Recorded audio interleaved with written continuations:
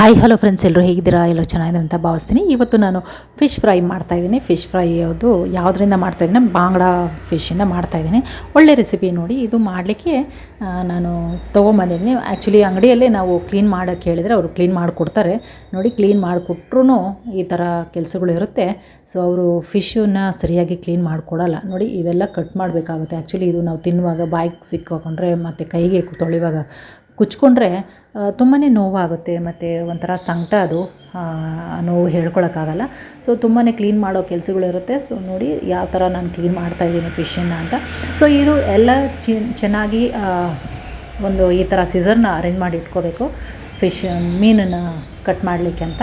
ನೋಡಿ, ಇದು ಅದರ ಫಿನ್ಸು ಎಲ್ಲ ನೀಟಾಗಿ ಈ ಥರ ಬುಡದಿಂದ ಕಟ್ ಮಾಡಿ ತೆಗೆದುಬಿಟ್ರೆ ನಾವು ತಿನ್ನಲಿಕ್ಕೆ ಚೆನ್ನಾಗಿರುತ್ತೆ ಮತ್ತು ಬಾಯಿಗೆ ಸಿಕ್ಕಲ್ಲ.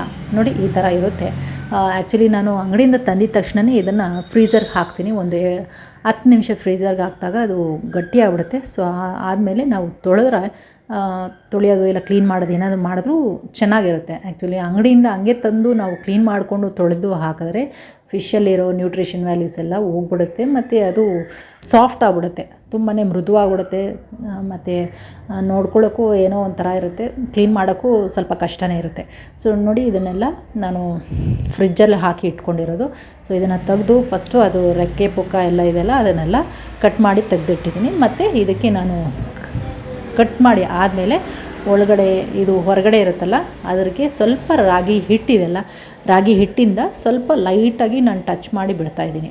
ರಾಗಿ ಹಿಟ್ಟಿಂದ ಈ ಥರ ಮಾಡಿದ್ರೆ ಅದ್ರ ಮೇಲೆ ಇರೋದು ಹೊಟ್ಟಿನ ಮೇಲೆ ಸ್ವಲ್ಪ ಉಜ್ಕೊಂಡ್ರೆ ಬೆಳ್ಳಗಾಗುತ್ತೆ, ಸ್ಕೇಲ್ಸ್ ಎಲ್ಲ ಹೋಗ್ಬಿಡುತ್ತೆ. ಸೊ ಈ ಥರ ನಾನು ಮಾಡಿ ಎಲ್ಲದಕ್ಕೂ ಈ ಥರ ಮಾಡ್ತಾ ಇರ್ತೀನಿ. ಮಾಡಿದ್ರೆ ಅದ್ರ ಮೇಲೆ ಪಾಚಿ ಎಲ್ಲ ಇರುತ್ತಲ್ಲ, ಪಾಚಿ ಎಲ್ಲ ಹೋಗುತ್ತೆ, ಕ್ಲೀನ್ ಆಗುತ್ತೆ ಮತ್ತು ಅಷ್ಟೇ ಗಲೀಜಾಗಿರುತ್ತೆ ಹೊರಗಡೆ. ಸೊ ಅದನ್ನೆಲ್ಲ ಈ ಥರ ನಾವು ಉಜ್ಜಿ ತೆಗೆದಾಗ ಕ್ಲೀನಾಗಿ ಬೆಳ್ಳಗೆ ಆಗುತ್ತೆ ಮೀನು.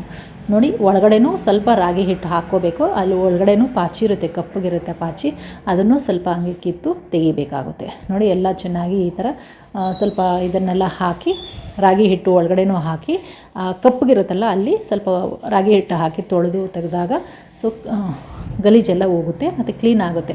ನೋಡಿ, ಈ ಥರ ನಾನು ಎಲ್ಲ ತೊಳೆದು ಇಟ್ಟಿದ್ದೀನಿ. ಆಗಿದೆ ನೋಡಿ, ಇಷ್ಟನ್ನು ತೊಳೆದು ಹಾಕಿದ್ದೀನಿ. ನೋಡಿ, ತೊಳೆದಿರೋದು ಮತ್ತು ಹಳೇದು ನೋಡಿ ಯಾವ ಥರ ಡಿಫ್ರೆನ್ಸ್ ಇದೆ ಅಂತ ಹೇಳ್ಬಿಟ್ಟು ಎಲ್ಲ ಕ್ಲೀನಾಗಿ ತೊಳ್ಕೊಬೇಕು ಮತ್ತು ಮಾಡ್ಕೋಬೇಕು. ಕ್ಲೀನಾಗಿ ಮಾಡಿದ್ರೆ ಮಾತ್ರ ಚೆನ್ನಾಗಿರುತ್ತೆ. ಮತ್ತು ನಾವು ಹಾಗೆ ಅಂಗಡಿಯಿಂದ ತಂದು ಹಂಗೆ ಲೈಟಾಗಿ ತೊಳೆದ್ಬಿಟ್ಟು ನಾವು ಏನಾದರೂ ಮಾಡ್ಕೊಂಡು ತಿಂದರೆ ನಮಗೆ ಹೊಟ್ಟೆಯಲ್ಲಿ ಒಂಥರ ವಾಸನೆ ಬರೋದು ಆ ಥರ ಎಲ್ಲ ಆಗುತ್ತೆ. ಜೀರ್ಣ ಆದಾಗ ಅದೇ ಅಷ್ಟು ವಾಸನೆ ಇರುತ್ತೆ. ನಮ್ಮ ಹೊಟ್ಟೆಗೆ ಹೋದರೆ ಇನ್ನೂ ವಾಸನೆ ಬರೋದು ನಮ್ಮ ಹೊಟ್ಟೆಯಿಂದ. ಗ್ಯಾಸ್ಟ್ರಿಕ್ ಪ್ರಾಬ್ಲಮ್ ಆ ಥರ ಎಲ್ಲ ಆಗುತ್ತೆ, ಅದು ಚೆನ್ನಾಗಿರಲ್ಲ. ಈ ಥರ ನಾವು ಕ್ಲೀನ್ ಮಾಡಿಕೊಂಡ್ರೆ ಒಳ್ಳೆ ಹೆಲ್ತಿಯಾಗಿ ಇರ್ಬೋದು ಅಂತ ನನ್ನ ಅನಿಸಿಕೆ. ಸೊ ನಿಮಗೆ ಎಷ್ಟು ತನಕ ಇದು ನಿಮಗೆ ಸರಿ ಅನಿಸುತ್ತೆ ನೀವು ಕಮೆಂಟ್ ಮಾಡಿ. ಸೊ ಈ ಥರ ನಾವು ಕ್ಲೀನ್ ಮಾಡಿ ಇಟ್ಕೊಂಡ್ರೆ ಮೀನು ತುಂಬಾ ನೀಟಾಗಿರುತ್ತೆ, ಕ್ಲೀನಾಗಿರುತ್ತೆ. ರಾಗಿ ಹಿಟ್ಟಿಂದ ನಾವು ಮಾಡ್ಕೊಂಡೆಲ್ಲ ಕ್ಲೀನ್ ಮಾಡಿದ್ದೀವಿ.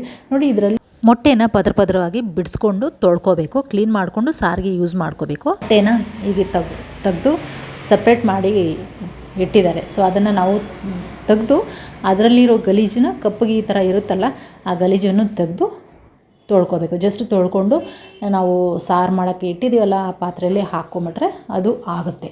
ಸೊ ಈ ಥರ ಮತ್ತೆ ಅದು ಪಾತ್ರೆ ಮುಚ್ಚಿಡೋಣ. ಸೊ ಮತ್ತು ಫಿಶನ್ನು ಸಾರು ಮಾಡಲಿಕ್ಕೆ ನಾನು ಕಟ್ ಮಾಡ್ತಾಯಿದ್ದೀನಿ. ನೋಡಿ, ಯಾವ ಥರ ಈಸಿಯಾಗಿ ನಾವು ಕಟ್ ಮಾಡ್ಕೋಬೋದು ಮೀನನ್ನು ಮನೇಲಿ ಅಂತ ಹೇಳ್ಬಿಟ್ಟು ನೋಡ್ತೀನಿ. ಆ್ಯಕ್ಚುಲಿ ಮೀನನ್ನು ನಾವು ತೊಳೆಯೋಕ್ಕೆ ಮುಂಚೆನೇ ಕಟ್ ಮಾಡಬಾರ್ದು. ತೊಳೆದಾದಮೇಲೆ ಕಟ್ ಮಾಡಿಕೊಂಡ್ರೆ ಅದು ನ್ಯೂಟ್ರಿಷನ್ ವ್ಯಾಲ್ಯೂ ಎಲ್ಲ ಅದರಲ್ಲೇ ಇರುತ್ತೆ. ಸೊ ನಾವು ಏನೇ ಈವನ್ ತರಕಾರಿನೂ ಅಷ್ಟೇ ಅಲ್ವಾ, ಏನೇ ಆ ಪದಾರ್ಥಗಳಾಗಲಿ ನಾವು ತೊಳೆಯೋಕ್ಕೆ ಮುಂಚೆ ಅದನ್ನ ಕ್ಲೀನ್ ಮಾಡಿಕೊಂಡು ಆಮೇಲೆ ತೊಳೆದು ತಿನ್ನಲಿಕ್ಕೆ ಇವು ಬಳಕೆ ಮಾಡ್ಕೋಬೋದು. ನೋಡಿ, ಸಾರಲ್ಲೂ ನಾನು ರೆಡಿ ಮಾಡ್ಕೊಂಡಿದ್ದೀನಿ. ಸಾರು ಮೊಟ್ಟೆ ಹಾಕಿದ್ದೀನಿ ಆಲ್ರೆಡಿ, ಮೀನಿನ ಮೊಟ್ಟೆಗಳು. ಸೊ ಇವಾಗ ನಾನು ಮೀನು ಕಟ್ ಮಾಡಿರೋದನ್ನು ಹಾಕ್ಕೊಳ್ತಾಯಿದ್ದೀನಿ. ಎಷ್ಟು ಬೇಕೋ ಅಷ್ಟು ನೋಡಿಕೊಂಡು ಸಾರಿಗೆ ಮಾಡ್ಕೊಳ್ಳೋಷ್ಟು ಹಾಕ್ಕೊಳ್ತಾಯಿದ್ದೀನಿ. ಸೊ ಮೀನು ಸಾರು ತುಂಬಾ ಚೆನ್ನಾಗಿರುತ್ತೆ. ಇದು ಬಾಂಗ್ಡಾ ಮೀನು. ಸೊ ಒಳ್ಳೆ ರುಚಿಯಾದಂತಹ ಒಂದು ಸಾರು ಮಾಡ್ಕೋಬೋದು. ಮತ್ತು ಫ್ರೈನೂ ಅಷ್ಟೇ ಚೆನ್ನಾಗಿರುತ್ತೆ ಬಾಂಗ್ಡಾ ಮೀನಿನಲ್ಲಿ. ನಾನು ಮಾಡ್ತಾಯಿದ್ದೀನಿ. ಸೊ ನಿಮಗೆ ರೆಸಿಪಿ ಬೇಕಾದಲ್ಲಿ ನನ್ನ ವೀಡಿಯೋಗಳನ್ನ ನೋಡಿ. ಆಲ್ರೆಡಿ ನಾನು ಇದರ ರೆಸಿಪಿ ಹಾಕಿದ್ದೀನಿ, ಬಾಂಗ್ಡಾ ಮೀನಿನ ಸಾರು ಅಂತ. ಸೊ ತುಂಬಾ ಚೆನ್ನಾಗಿರುವಂತಹ ಒಂದು ಸಾರು. ಈಗ ನಾನು ಇದು ಸಾರಿಗೆ ಹಾಕ್ಕೊಂಡು ಒಂದು 5 ನಿಮಿಷ ಅಷ್ಟು ಹಾಕ್ಕೊಂಡು ಬೇಯಿಸ್ಕೊಂಡ್ಬಿಟ್ರೆ ಸಾಕು, ಸಾರು ರೆಡಿ ಆಗುತ್ತೆ. ಸೊ ಒಳ್ಳೆ ಬೇಗ ರುಚಿಯಾದಂಥ ಒಂದು ಸಾರು, ಫ್ರೈಯು ಅಷ್ಟೇ ಚೆನ್ನಾಗಿ ಬೇಗ ಫ್ರೈ ಮಾಡಬೇಕು ಅಂದ್ಕೊಂಡಿದ್ದೀನಿ. ಫ್ರೈ ಮಾಡಲಿಕ್ಕೆ ನೋಡಿ ಮೀನನ್ನು ಎಲ್ಲ ತೊಳೆದು ಚೆನ್ನಾಗಿ ಇಟ್ಟಿದ್ದೀನಿ. ಸೊ ಎಲ್ಲ ನೀರೆಲ್ಲ ಬಗ್ಸಿಟ್ಟಿದ್ದೀನಿ. ಸೊ 1/4 ಟೀ ಸ್ಪೂನಷ್ಟು ಶುಂಠಿ ಬೆಳ್ಳುಳ್ಳಿ ಪೇಸ್ಟನ್ನು ಹಾಕ್ಕೊಳ್ತಾ ಇದ್ದೀನಿ. ಶುಂಠಿ ಬೆಳ್ಳುಳ್ಳಿ ಪೇಸ್ಟು ಒಂದೇ ಒಂದು 1/4 ಟೀ ಸ್ಪೂನು ಇಷ್ಟು ಮೀನಿಗೂ ಹಾಕ್ಕೊಳ್ಳೋಕ್ಕೆ, ಒಳಗಡೆ ಸ್ವಲ್ಪ ಉಜ್ಜೋದು, ಹೊರಗಡೆ ಸ್ವಲ್ಪ ಹಾಕ್ಕೊಳ್ಳೋದು, ಎಲ್ಲದಕ್ಕೂ ಈ ಥರನೇ ಮಾಡ್ಕೋಬೇಕು. ಎಲ್ಲ ಮಾಡಿಕೊಂಡು ಬೇಕಾದರೆ ನೀವು ತಲೆ ಬೇಡ ಅಂತ ಹೇಳಿದ್ರೆ ತಲೆನೂ ಕಟ್ ಮಾಡಿ ಸಪ್ರೇಟ್ ಮಾಡ್ಕೋಬೋದು. ಸಾರು ಮಾಡ್ತಾಯಿದ್ದೀನಿ ಅಂತ ಹೇಳಿದ್ರೆ ಸಾರಿಗೆ ಆ ತಲೆ ಕಟ್ ಮಾಡಿ ಹಾಕ್ಕೊಂಡ್ರು ಚೆನ್ನಾಗಿರಲಿಕ್ಕೆ ಇಟ್ಕೋಬೋದು. ಮತ್ತು ಬೇರೆ ಎಲ್ಲನೂ ಶುಂಠಿ ಬೆಳ್ಳುಳ್ಳಿ ಪೇಸ್ಟು ಹಾಕಿದ್ದೀನಿ, ಎಲ್ಲ ಆಗ್ತಾಯಿದೆ ಇಟ್ಕೋಬೇಕು. ಈಗ ಆಗಿದೆ, ಇಷ್ಟೂ ರೆಡಿ ಆಗಿದೆ. ಸೊ ಈಗ ನಾನು ಏನು ಮಾಡ್ತೀನಿ ಅಂತ ಹೇಳಿದ್ರೆ ಇದಕ್ಕೆ ಬೇಕಾಗಿರೋದು ರೆಡಿ ಮಾಡ್ಕೊಳ್ಳೋಣ. ಮಸಾಲೆ ಏನೆಲ್ಲ ಹಾಕೋಣ ಅಂತ ಹೇಳ್ಬಿಟ್ಟು ನೋಡಿ, 1/4 ಟೀ ಸ್ಪೂನ್ ಆದರೆ ಎಲ್ಲದಕ್ಕೂ ಸರಿಯಾಗುತ್ತೆ. ಹಾಕಿದ್ದಾಗಿದೆ. ನಾನು ಒಂದು 5 ಮೀನನ್ನು ಎಲ್ಲದಕ್ಕೂ ಇದೇ ಥರ ಶುಂಠಿ ಬೆಳ್ಳುಳ್ಳಿ ಪೇಸ್ಟನ್ನು ಸವರ್ಕೊಂಡಿದ್ದೀನಿ. ಆಗಿದೆ. ಈಗ ಇದಕ್ಕೆ ಮಸಾಲೆ ಇಡಬೇಕು. ಶುಂಠಿ ಬೆಳ್ಳುಳ್ಳಿ ಹಾಕಿದ್ದು ಆಗಿದೆ. ಇವಾಗ ನಾವು ಇದಕ್ಕೆ ಫ್ರೈ ಮಾಡ್ಕೋಬೇಕು ಅಂತ ಇದ್ದೀವಿ. ಫ್ರೈ ಮಾಡ್ಕೊಳ್ಳಿಕ್ಕೆ ಮಸಾಲೆ ಹಾಕ್ಕೋಬೇಕು. ನೋಡಿ, ಕೆಲವ್ರಿಗೆ ತಲೆ ಇಷ್ಟ ಆಗುತ್ತೆ, ಮೀನಿನ ತಲೆ, ಕೆಲವ್ರಿಗೆ ಇಷ್ಟ ಆಗಲ್ಲ. ಸೊ ಇಷ್ಟ ಇಲ್ಲದಿರೋರು ಅದನ್ನು ಕಟ್ ಮಾಡಿ ಸಾರು ಮಾಡೋಂಗಿದ್ರೆ ಸಾರಿಗೆ ಹಾಕ್ಕೊಳ್ಳಿ. ಇಲ್ಲದಿದ್ದರೆ ಸಾರು ಮಾಡಲ್ಲ ಅಂತ ಹೇಳಿದ್ರೆ ಕಟ್ ಮಾಡಿ ಬಿಸಾಡಿ. ಸೊ ಬಿಸಾಡೋಕ್ಕಿಂತ ಬೆಕ್ಕುಗಳು ಕೊಟ್ಟರೆ ಬೆಕ್ಕುಗಳು ಆರಾಮಾಗಿ ತಿಂದ್ಕೊಳ್ಳುತ್ತೆ. ನೋಡಿ, ಈಗ ನಾನು ಫ್ರೈ ಮಾಡ್ಕೊಳ್ಳಿಕ್ಕೆ ಮಸಾಲೆ ಇಡ್ತಾಯಿದ್ದೀನಿ. ಸೊ ನಾನು ಅರಿಶಿನ ಪುಡಿ ಹಾಕ್ಕೊಳ್ತಾ ಇದ್ದೀನಿ. ಒಂದು 3/4 ಟೀ ಸ್ಪೂನ್ ಅರಿಶಿನ ಹಾಕ್ಕೊಳ್ತಾ ಇದ್ದೀನಿ. ಒಂದು 2 ಟೀ ಸ್ಪೂನಷ್ಟು ಖಾರದ ಪುಡಿ ಹಾಕ್ಕೊಳ್ತಾ ಇದ್ದೀನಿ. ಖಾರ ಒಳ್ಳೆ ಖಾರ ಇರೋದ್ರಿಂದ ಸೊ ನಾನು 2 ಟೀ ಸ್ಪೂನಷ್ಟು ಹಾಕ್ಕೊಳ್ತಾ ಇದ್ದೀನಿ ಖಾರ. ಸೊ ಇದಕ್ಕೆ 1 ಟೀ ಸ್ಪೂನಷ್ಟು ಉಪ್ಪು ಸೇರಿಸ್ಕೊಳ್ತೀನಿ. ಸೊ ನಾವು ಮೆಷರ್ಮೆಂಟು ಮತ್ತು ಅದು ಎಷ್ಟು ಮೀನಿದೆ ಅದು ನೋಡಿಕೊಂಡು ಅದ್ರ ಪ್ರಕಾರ ನಾವು ಉಪ್ಪು ಖಾರ ಹಾಕ್ಕೋಬೇಕು.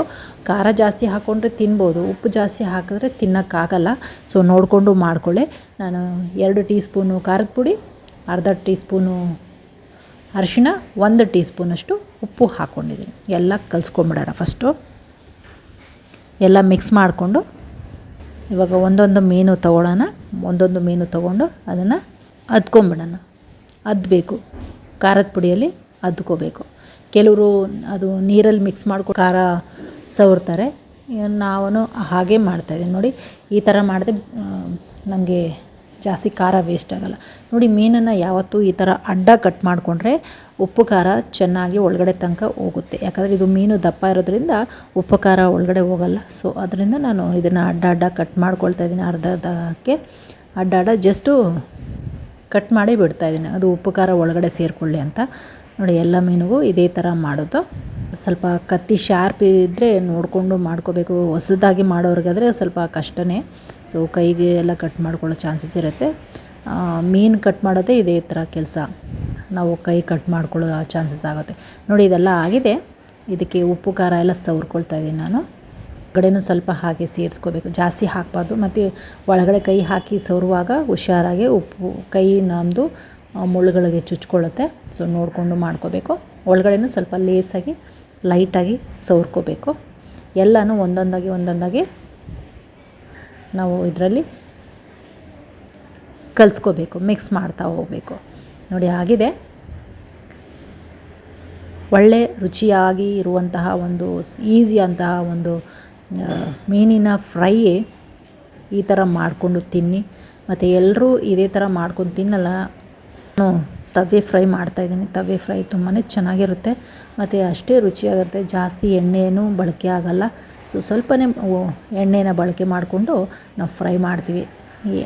ಎಣ್ಣೆಲೇ ಹಾಕ್ಕೊಂಡು ಫ್ರೈ ಮಾಡಲ್ಲ, ಸ್ವಲ್ಪ ಎಣ್ಣೆ ಹಾಕ್ಕೊಂಡು ಫ್ರೈ ಮಾಡ್ತೀವಿ. ತುಂಬಾ ಚೆನ್ನಾಗಿರುತ್ತೆ. ಆರೋಗ್ಯಕರವಾದಂತಹ ಮತ್ತು ಜಾಸ್ತಿ ರೋಸ್ಟ್ ಆಗದೇ ಇರುವಂತಹ ಮತ್ತು ಎಣ್ಣೆಯಲ್ಲೇ ಫ್ರೈ ಆಗದೇ ಇರುವಂತಹ ಒಂದು ಫಿಶ್ ಫ್ರೈ ಮಾಡ್ತಾಯಿದ್ದೀನಿ. ನೋಡಿ, ಈ ಥರನೇ ನೀವು ಮಾಡ್ಕೊಳ್ಳಿ, ತಿನ್ನಿ, ಎಂಜಾಯ್ ಮಾಡಿ. ಮತ್ತು ಸುಲಭದ ರೀತಿಯಲ್ಲಿ ಮಾಡೋದ್ರಿಂದ ನಮ್ಮ ಆರೋಗ್ಯ ನಾವು ಕಾಪಾಡ್ಕೊಳ್ತೀವಿ. ಸೊ ಇದೇ ಥರ ಎಲ್ಲನೂ ಮಾಡಬೇಕು. ನಾನು ಒಂದು ಹೆಂಚು ಸ್ಟವ್ ಮೇಲೆ ಇಟ್ಟಿದ್ದೀನಿ, ಬಿಸಿ ಮಾಡ್ಕೊಂಡಿದ್ದೀನಿ. ಬಿಸಿ ಮಾಡಿಕೊಂಡು ಅದಕ್ಕೆ ಸ್ವಲ್ಪ ಎಣ್ಣೆ ಹಾಕ್ಕೊಳ್ತಾ ಇದ್ದೀನಿ.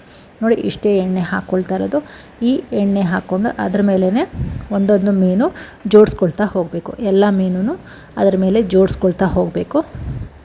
ಈ ಥರ ಇಟ್ಟು ಮೀಡಿಯಮ್ ಫ್ಲೇಮು ಇಡಬೇಕು. ಬೇಕಾದರೆ ಮೇಲೇನು ಎಣ್ಣೆ ಹಾಕ್ಕೋಬೇಕು. ಎಣ್ಣೆ ಒಂದು ಅರ್ಧ ಟೀ ಸ್ಪೂನಷ್ಟು ಹಾಕ್ಕೊಂಡ್ರೆ ಸಾಕು. ಎಲ್ಲ ಚೆನ್ನಾಗಿ ಸ್ಟೀಮ್ ಆಗುತ್ತೆ, ಜಾಸ್ತಿ ಹೊತ್ತಾಗಲ್ಲ. ಮತ್ತು ಇದು ನಾವು ಮಾಡುವಾಗ ಮೀಡಿಯಮ್ ಸಿಮ್ಮಲ್ಲಿ ಇಟ್ಕೊಂಡು ಮಾಡ್ಕೋಬೇಕು. ಏಕೆ ಜಾಸ್ತಿ ಹೈ ಫ್ಲೇಮ್ ಆದರೆ ಸೀದೋಗುತ್ತೆ ಅದರಿಂದ. ಸೊ ನಾನು ನೋಡಿ ಮಾಡಿದ್ದೀನಿ, ಆಗಿದೆ ನೋಡಿ. ಇಷ್ಟೇ ಎಣ್ಣೆ ಬಳಕೆ ಆಗಿರೋದು ನೋಡಿ. ಒಂದು ಕಡೆ ಫುಲ್ಲಾಗಿ ಚೆನ್ನಾಗಿ ಫ್ರೈ ಆಗಿಬಿಟ್ಟಿದೆ ಫಿಶ್ಶು. ಮತ್ತು ಇದನ್ನೆಲ್ಲ ಚೆನ್ನಾಗಿ ಇನ್ನೊಂದು ಕಡೆ ತಿರುಗಿಸ್ಕೊಳ್ತಾ ಇದ್ದೀನಿ. ಎಲ್ಲ ಒಂದೊಂದಾಗಿ ತಿರುಗಿಸಿ ಇಟ್ಕೊಳ್ಳೋದು ಆಗಿದೆ. ಈಗ ಮೀನು ಮೀಡಿಯಮ್ ಸಿಮ್ಮಲ್ಲಿ ಇಟ್ಕೊಂಡು ಮಾಡೋದ್ರಿಂದ ಸ್ವಲ್ಪ ಟೈಮ್ ತಗೊಳ್ಳುತ್ತೆ, ಬಟ್ ಸೀದೋಗಲ್ಲ. ಒಳ್ಳೆ ರುಚಿಯಾಗಿರುತ್ತೆ, ಒಳ್ಳೆಯದಾಗಿ ಚೆನ್ನಾಗಿ ಸ್ಟೀಮ್ ಒಳಗಡೆ ಆಗುತ್ತೆ ಮೀನು. ಸೊ ಜಾಸ್ತಿ ಹೈ ಫ್ಲೇಮ್ ಇಟ್ಕೊಂಡು ಮಾಡಿದ್ರೆ ಸೀದೋಗುತ್ತೆ, ಮತ್ತು ಹೊರಗಡೆ ಎಲ್ಲ ಒಂಥರ ಕಲರೆಲ್ಲ ಚೇಂಜ್ ಇರುತ್ತೆ. ಸೊ ಆ ಥರ ಮಾಡ್ಕೋಬಾರ್ದು. ಈ ಥರ ಮಾಡಿಕೊಂಡು ನಿಧಾನಕ್ಕೆ ಸಿಮ್ಮಲ್ಲಿ ಇಟ್ಕೊಂಡು ಮಾಡ್ಕೋಬೇಕು. ಒಂದು 5-10 ನಿಮಿಷ ಅಷ್ಟೊತ್ತಿಗೆ ಮೀನಿನ ಫ್ರೈ ತುಂಬಾ ರುಚಿಯಾಗಿರೋದು ಮತ್ತು ತುಂಬಾ ಚೆನ್ನಾಗಿರೋದು, ಬೇಗನೆ ಮಾಡ್ಕೊಂಡು ತಿನ್ಬೋದು. ಆ ಥರ ಒಂದು ಫಿಶ್ ಫ್ರೈ ಮಾಡಿದ್ದೀವಿ. ಮಕ್ಕಳಿದ್ದಾರೆ ಅಂತ ಹೇಳಿದ್ರೆ ಸ್ವಲ್ಪ ಈ ಫ್ರೈ ಮಾಡುವಾಗ ನೋಡಿಕೊಂಡು ಮಾಡ್ಕೋಬೇಕು. ಇಲ್ಲದೇ ಇರುವ ಟೈಮಲ್ಲಿ ಮಾಡ್ಕೋಬೇಕು ನೋಡಿ. ಈ ಥರ ಎಲ್ಲನೂ ಫ್ರೈ ಮಾಡ್ಕೊಂಡಿದ್ದೀನಿ. ಒಳ್ಳೆ ಟೇಸ್ಟಿಯಾದಂಥ ಒಂದು ಫ್ರೈ ಮಾಡಿದ್ದೀನಿ ನೋಡಿ. ಈ ವಿಡಿಯೋ ಲೈಕ್ ಆದಲ್ಲಿ ಶೇರ್ ಮಾಡಿ, ಸಬ್ಸ್ಕ್ರೈಬ್ ಮಾಡ್ಕೊಳ್ಳಿ, ಲೈಕ್ ಮಾಡಿ, ಕಮೆಂಟ್ ಮಾಡಿ, ಮತ್ತು ಬೆಲ್ ಐಕಾನ್ ಆನ್ ಮಾಡ್ಕೊಳ್ಳಿ, ಪ್ರೋತ್ಸಾಹ ಕೊಡಿ. Thank you so much.